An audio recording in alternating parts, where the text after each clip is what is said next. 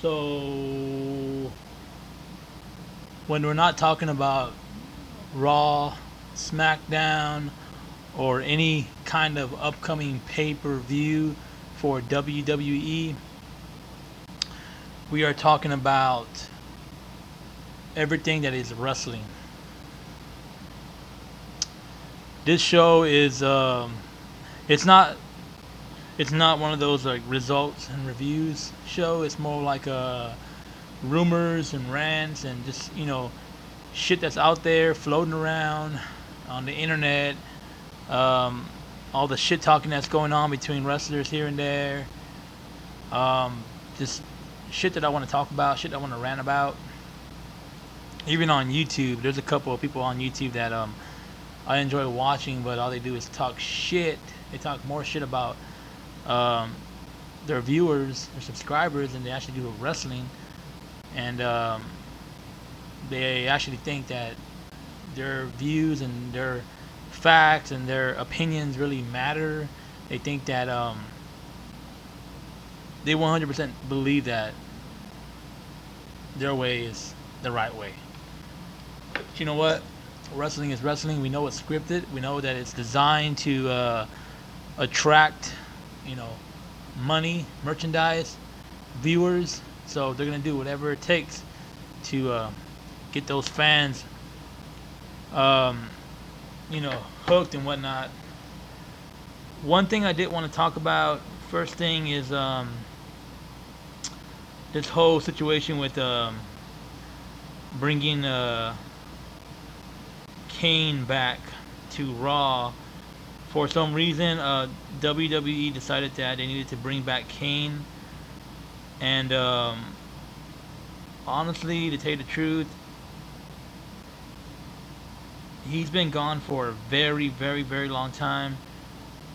I don't know why they brought him back, but I'm hearing rumors that they brought him back because they're gonna put him together with the Undertaker, and that they're bringing back the Brothers of Destruction. Now, if that's true, I swear to God, I'm gonna cancel my WWE network, because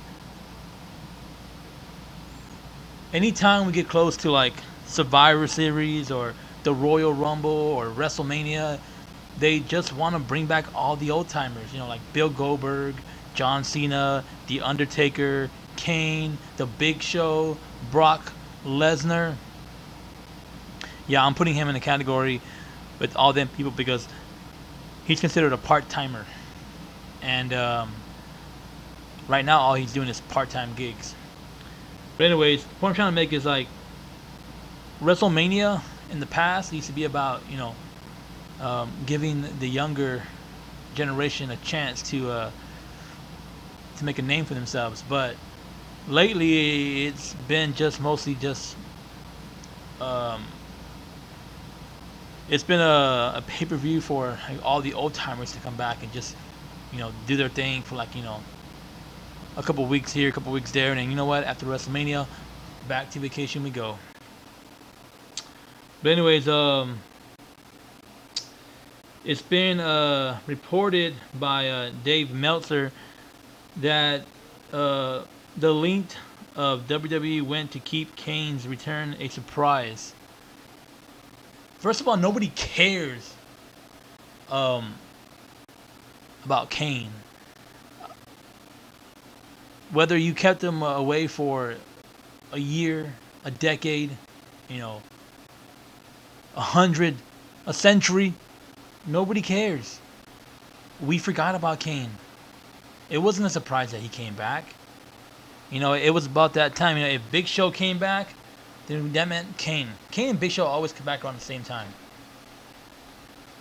But they brought him back nonetheless. And apparently, none of the talent knew about Kane's return.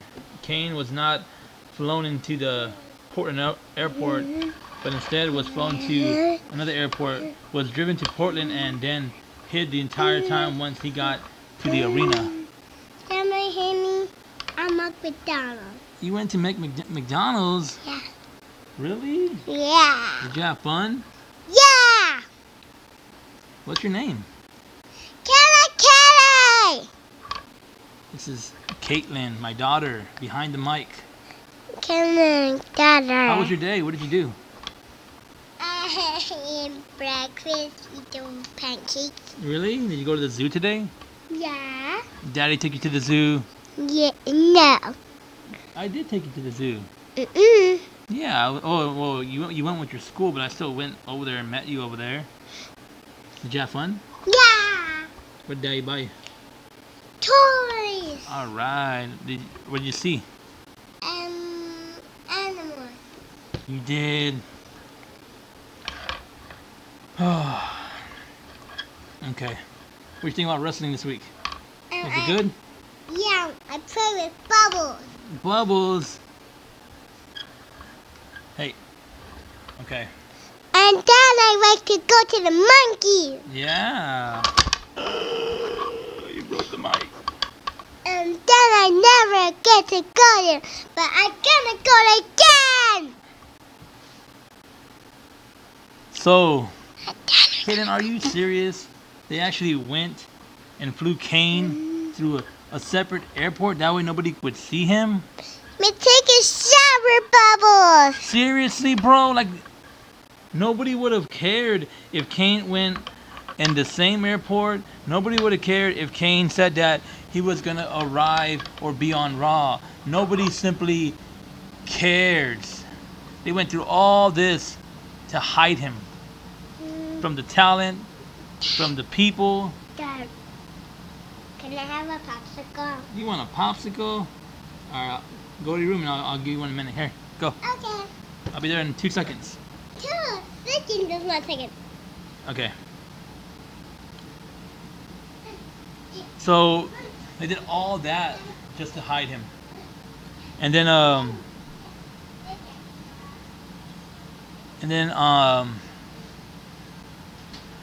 at the main event on Raw with Roman Reigns versus Braun Strowman, they had Kane come underneath the ring, and yeah, nobody cares. Nobody cares about Kane, and nobody cares about any of that stuff. So I hope this whole thing with Kane is temporary. I hope on at TLC he gets hurt and then he's out of the match. But whatever.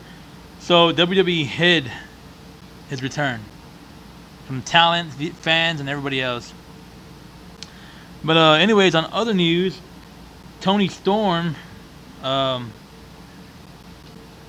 is celebrating her 22nd birthday of the Mae Young Classic. One of the competitors from the Mae Young Classic. I actually started watching the Mae Young Classic, and there's a lot of girls under that would pretty much eat the WWE divas, or should I say superstars, on Raw and SmackDown. So happy birthday to Toni Storm. 22 years old, man. That's pretty awesome. I wish I was 22 right about now. But anyways, so supposedly Cody Rhodes, aka Stardust from the WWE, WWE made a huge mistake letting that dude go. I've been watching a lot of Ring of Honor. I've been watching a lot of New Japan Pro Wrestling, and I watch more of that behind the scenes than I watch WWE, Raw, SmackDown, NXT. But Cody Rhodes, he kind of like he went on a rant saying that Zack Ryder has not been getting the credit that he deserves. I'm with him on that. Zack Ryder is a good wrestler. I think they should have utilized him a little better. It's too bad that he got hurt, and now that he's back, they have him back with what's his face? I forget his name, but anyways, They have him in a tag team match. In a tag team, uh, I think that he'd be better as a singles competitor. I think he'd be better as a heel. I would get rid of his entire gimmick and start over again with that dude. He could become a superstar. But and Cody Rhodes also he's actually had some kind of beef with Roman Reigns. Supposedly, Cody Rhodes is going on and saying that he is the top star right now as far as in the Indies, and I totally I'm kind of torn between Cody Rhodes and Kenny Omega, but if I had to make my pick, as far as like superstar of the year, superstar of the last 2 or 3 years, that would go to Kenny Omega. He's my favorite. As far as like indie wise, I don't I wish he it'd be nice to see him in WWE, but if he does go to WWE, I hope they utilize him very well. But as of right now, he's doing fine on his own.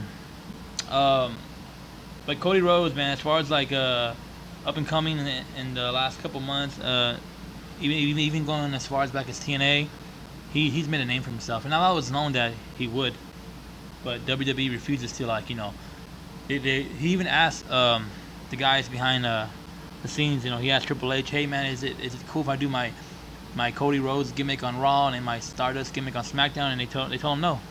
Like, I mean, the Stardust gimmick was always supposed to be temporary. Why they even gave him the gimmick to begin with, I know why, but I mean the idea that just to like turn him into like Goldust. I mean, I don't know. I always thought it was dumb. Cody Rhodes could have been somebody big in WWE, but they didn't utilize him right. So just like Ryback and you know everybody else who's leaving WWE. I mean, supposedly there's rumors are going around as far as Nia Jax leaving WWE, not happy with her stay, her contract. Neville supposedly has left the WWE as well. Um, we get a lot of unhappy people trying to leave WWE. They're actually trying to contact Cody Rhodes and asking him for the help. The Bullet Club is going to come to the Bullet Club right now is big, but it's going to get bigger. And Ring of Honor, man, in the next year or two, I hope that they start, as far as like, putting on shows. I mean, if Ring of Honor like really went legit and started like doing like high big profile things, like, and they are doing stuff like that, but if they start like competing with Raw and stuff, I would watch them more than I would watch WWE. It'd be like the good old WCW and WWE days, NWO versus the World Wrestling Federation. But Cody Rhodes went on and said that every arena was chanting "We want Ryder" for months, even if he wasn't booked. Really, that was really inspiring. I mean, come on. I mean, Zack Ryder is very talented. Like I said, they didn't utilize him right. Um, Cody and Roman Reigns engage in war of words. Cody calls out Reigns' past drug test failure at Ring of Honor pay-per-view. That's funny. So Ring of Honor just had their pay-per-view, and Cody Rhodes pretty much said, "Roman Reigns, you know what, dude? I wouldn't be talking shit because you couldn't even pass a simple drug test, and they stripped you of the title, and you got suspended for 3 months. So you're barely starting to get back to where you need to be right now. So I wouldn't be talking shit." So WWE has just gotten their third quarter earning. I'm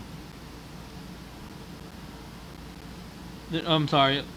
WWE is set to release their 2017 third quarter earnings on Wednesday, October 25th. Um, yeah, we know you're gonna make a shitload of money, but are you making as much as you used to make? Probably not, because your booking is very poor. Um, the way you're utilizing your talent right now, it sucks. I mean, you could have had the Shield versus the Club. You could have had the Shield versus, I don't know, the Miz Taraj. You know, you didn't have to throw in, you didn't have to get rid of you know, Bo Dallas and Curtis Axel. You could have left it alone. You could have had the Shield versus, you know, the Wyatt family. You know what I mean? With of course Randy Orton being in the Wyatt family and having somebody else in there that would match him up. How cool would it be if John Cena and Randy Orton and Bray Wyatt were in the Wyatt family together? That'd be awesome. Have John Cena turn heel, have Randy Orton turn heel. They would dominate the WWE together. But that's not gonna happen. In other news, the Undisputed Era makes their NXT in-ring debut. Ember Moon not ready to celebrate videos. Johnny Gargano next match announced. So we get the era begins. The Undisputed Era made their official in-ring debut together on tonight's episode of NXT, but the night ended with the Authors of Pain standing tall. Undisputed took on Sanity in tonight's main event match, which ended up breaking down and got thrown out after Authors of Pain interrupted and cleared the ring, posing with NXT tag team titles to end the show. I mean, like, if you're gonna have a team like Undisputed come out and make their in-ring debut, like, why wouldn't you just let them shine? I mean, why do you have to have them lose, or, you know, whatever? I understand they're probably gonna make like a three-way tag team match. You know, you're probably gonna have the Authors of Pain, Sanity, and Undisputed, you know, fighting for the tag team belts. You know, but you know what? Like, we want to see 2-on-2. You know, a regular tag team match. Undisputed took on Sanity in tonight's main event match, which of course ended with Authors of Pain. Yeah, so whatever. So the Undisputed, they posted you know, on YouTube, on Twitter, stands face to face with me, Sanity, as hashtag Sanity, as a colossal hashtag 6-man tag gets underway on WWE NXT only on the WWE network. So they're trying to sell a 6-man tag. You know, how obvious. Johnny Gargano will face off with fellow Cruiserweight Classic competitor Fabian on the November 1st episode of NXT on the WWE Network. Johnny Gargano, Mr. Wrestling, you know, Johnny Wrestling, whatever you want to call him. I'll be honest with you, I haven't been seeing a lot of NXT. I used to always watch NXT a lot, but lately I haven't really got into it. So I might start watching again just to do like a review or results. But so there you have it. Johnny Gargano will face off with, you know, Fabian. I can't even say his last name. I'm just gonna say Anchor or whatever. So be looking forward to that match.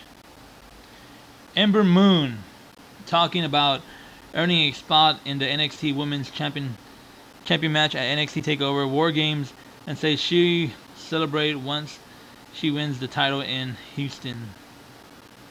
I don't know how many title matches that girl has had, but it's time to let somebody else in NXT wrestle for that title.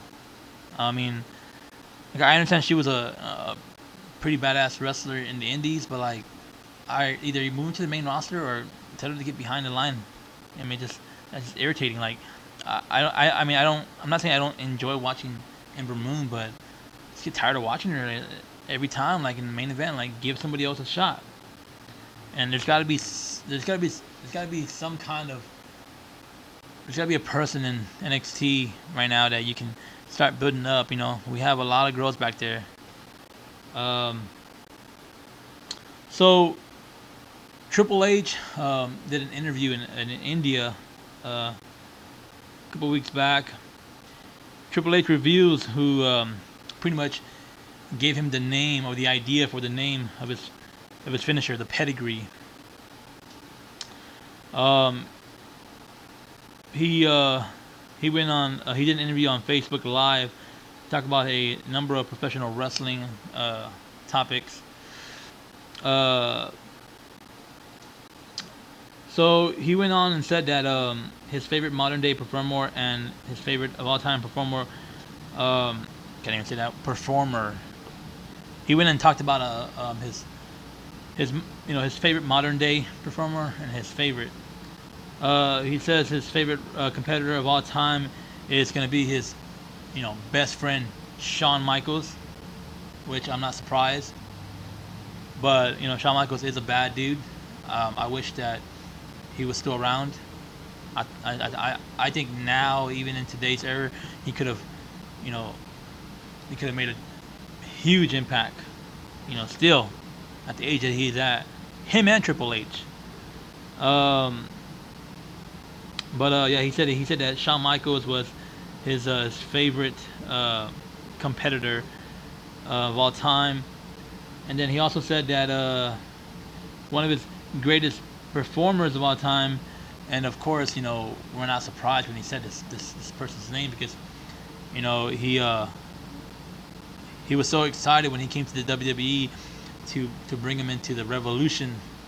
Ric Flair, the 16-time world champ, Ric Flair is Triple H's greatest performer of all time. You hear that? Hulk Hogan, a jabroni.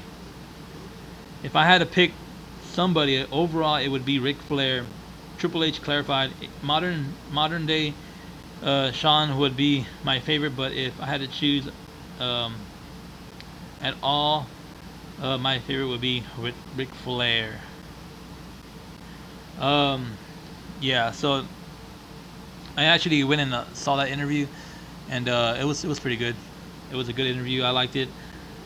She talked about a lot more than what I'm reading now. Having respect for everyone who steps into the WWE ring is funny. I don't really have a least favorite competitors. Anybody that steps to the ropes, in my opinion, deserves respect, which I agree. The WWE ring is not for everybody, but if you do step into those ropes and you make a name for yourself, I mean, respect is given all the way around, whether you're a jobber or a WWE main superstar. So that's that. As far as but he did go on and say that um, Michael Hayes was the one who helped him come up with his finisher called the pedigree. Um, the pedigree was something that I came up with, but the name actually came from Michael Hayes of the Fabulous Freebirds. Um, when I started in WWE, I was the Green Witch, Blue Blood, and I was doing that move, and they needed a name for it, and he thought it felt like handing someone their pedigree, and that became the name. So Michael Hayes of the Freebirds, thank you very much. Quote Triple H, and quote Triple H. Well, fuck that, said it all wrong. So rumor has it, speaking of Shawn Michaels and him being Triple H's favorite modern day competitor of all time, even though you had The Rock back in the day, Stone Cold Steve Austin, The Undertaker, whatever. But speaking of Shawn Michaels, supposedly, and just a rumor, but supposedly it's announced that Drew McIntyre will be facing Adam Cole from the Bullet Club, from Ring of Honor, from New Japan Pro Wrestling. Save Adam Cole, please, now while you can, Bullet Club. Bring him back. They did kidnap him. I know they did. They forced him into this match. But anyways, well, I'll tell you what they're doing in NXT is way better than what they're doing on Raw. So if he's on NXT going against Drew McIntyre, one of my favorites, who I thought in his, in the time that that he was with WWE, I thought they were gonna keep him around for a very long time. I always thought he was the future, but he ended up being gone, and he went on to, I guess, wrestle with TNA But it's been announced that Drew McIntyre versus Adam Cole, and supposedly, and I wish that you know, this comes to fruition, or whatever. But supposedly Shawn Michaels is going to be the special referee um, at a pre takeover house show. I mean, seriously, like at a house show. I mean, this is like a match like this is a match that you would want to watch at a takeover. But I'm sure we will see it on NXT on the WWE network.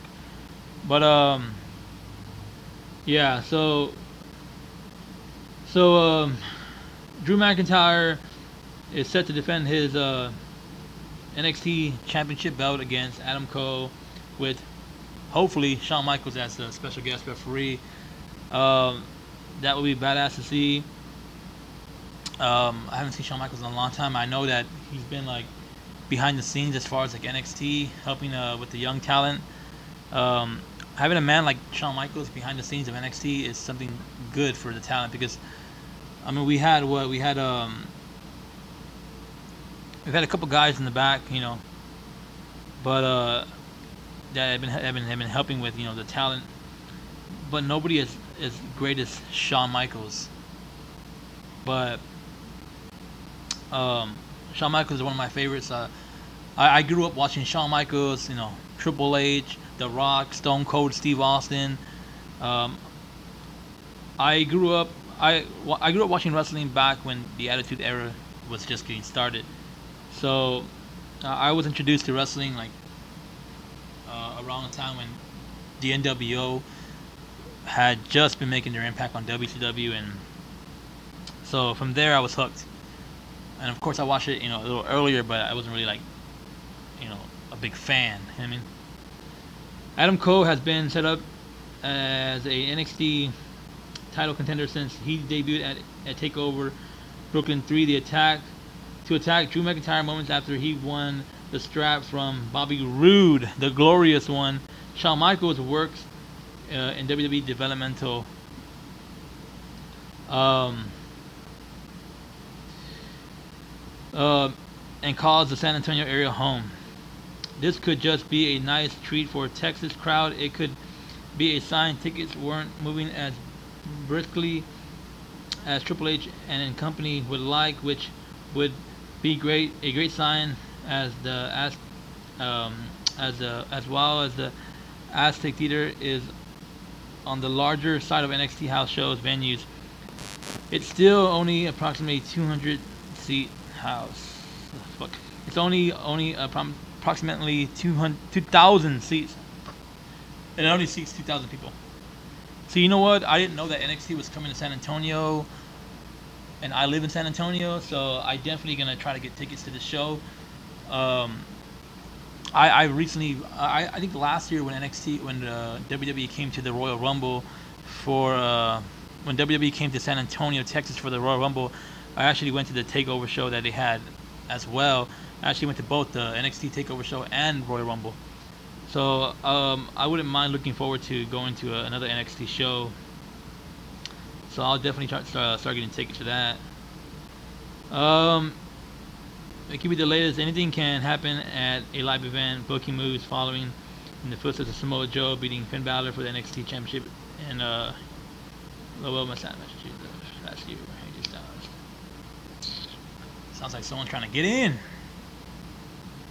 The event is happening on Friday, November 17th. Oh man, it's the same day that The Punisher is supposed to debut on Netflix. Now I'm torn between what. Now I'm torn between going to an NXT show or watching The Punisher debut on Netflix. Because I've been a Punisher fan since forever, and then when I saw him, debut in Daredevil, I was even bigger fan. And I just recently saw the trailer for The Punisher on YouTube, and I'm sold. I'm definitely gonna watch that show when it comes out. So this event is happening on Friday, November 17th. one night before Takeover. Oh, okay, it's the night before Takeover.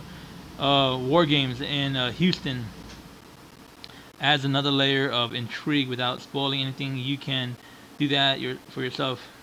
Whatever. Fuck, I'm reading somebody's headers. Let's just say the belt changing hands here would alter the complexion of the card for NXT Next Live Special. That's pretty interesting. You know what? I like Drew McIntyre, and I love Adam Cole as well. I've watched him all the way up to the Bullet Club, whatever. So I might just start watching NXT again, just to because Raw and SmackDown are not doing it for me anymore. So we'll see what's up with that. So this is a quote from I think from Adam Cole. Drew had been chasing the NXT Championship, and he finally achieved his dream. I almost feel bad for the guy. I feel bad that after all that hard work, all the sacrifice, it's going to be taken away by me, and there's not a damn thing he can do about it. Wow. That was a quote from Adam Cole. Should be very interesting. What else we got here? Nia Jax might have walked out on WWE. Why are we not surprised? All they do is use it to job out to different people. As big as she is, and I'm talking about as a performer, they don't really use her the way they use her in NXT. And she's a very pretty woman. I just don't understand why they have to abuse her like that. But I think it has more to do with I think she had a lot of personal issues going on. She has a lot of personal issues going on in her life right now. So, there's a rumor going around that she might be stepping away from WWE right now. Possibly pulled a Neville recently by walking out on Raw, and while we're told it doesn't appear as to do, though she'll quit. Here's what we know. So just like there's a rumor going around that Neville has walked out, supposedly there's a rumor going around that Nia Jax has walked out. He didn't? Okay, I'll go there in a minute, okay? Yeah, no, I'm not gonna spank him. I'm just gonna tell him to go to bed already because it's time for him to go to bed for school. Hey, behave, okay? That rumor began today when a Twitter account someone who spared the word of Neville walked out tweeted about. So, I'm sorry. The rumor began today when a Twitter account same one who spread the word of Neville walking out tweeted about rumor of Nia also being upset and possibly walking out on Raw last week. So, supposedly just a rumor on Twitter. It could be false, it could be true. Who knows? But I wouldn't doubt it. I mean, there's rumors going around that a lot of people want out of their contract. I wouldn't doubt it either. But it is WWE. People are still going to get paid no matter whether they're on top or on bottom. WWE is the place to be right now. So if I was unhappy with the way my career was going in WWE, I would still be happy about just being in WWE in general, because a lot of these wrestlers that do have contracts with the WWE right now have worked so hard to get there that I don't think that they would just throw it all away just because they're unhappy. Now, I don't blame Cody Rhodes for walking out. I don't blame Ryback, and I don't blame other talented wrestlers, but them walking out doesn't mean anything, because just like the Hardy Boys came back, just like they brought back Bill Goldberg, Sting, just like they brought back Bret Hart. If you can make a name for yourself in WWE, if you can make a name for yourself in the Indies, if you can make a name for yourself anywhere, you're always welcome back to WWE. when it comes to Triple H and Vince McMahon, because they will take the superstardom that you created, they will make it their own, and they will profit a lot of money. But as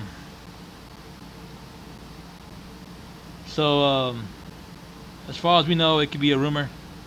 As far as we know, they could have gotten fired. Um, Nobody really knows anything. So we have a bit of news here. NWA TNA Chapter 2 X Gone giveaway to ya. In Chapter 1, we were introduced to NWA TNA Christian named National Wrestling Alliance Total Nonstop Action, a promotion born from the ashes of World Championship Wrestling with the desire to cater to Southern American wrestling fans in a way WWE never will. WWE met two of TNA's biggest stars, AJ Styles and Cowboy James Storm, and watched them lose.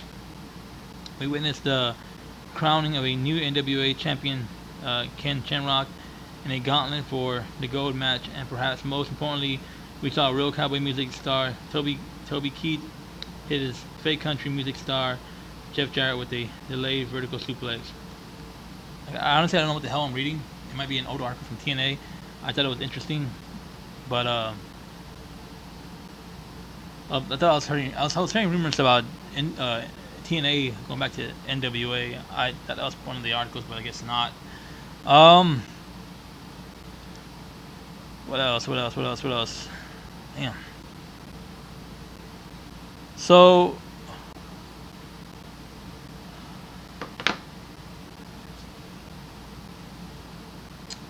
in wrestling news, we've covered a lot of stuff. I was testing out this platform to just just rant about several things that are going on in WWE.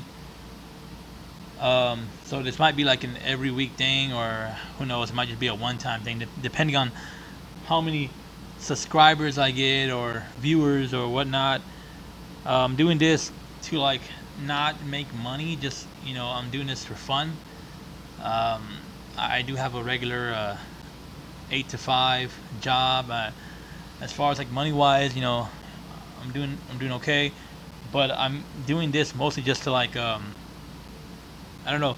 I've always wanted to just start my own podcast, but at the same time, to start it with my wife Candace, it's even better. And so I don't know what I'm gonna call this show. I thought about calling it Off the Mic. I thought about calling it the Round Table. I thought about calling it the Broken Mic, which kind of something that I just thought about recently when my daughter was here, and she told me that I told her that she broke the mic when she knocked it down. So you know what? Worst comes to worst, just like Broken Matt Hardy, this might be the Broken Mic. Who knows? If you have any comments, if you enjoyed watching this show, if you want to hear more from JT, just hit the down below. Just write your comments down below. If you like this show, hit the like button. If you are a new watcher and you want to see more, hit the subscribe button as well down below. I will be doing an next a TLC review and result show on Sunday. I might do a previews and prediction show, but who knows. I want to go on the record and say that also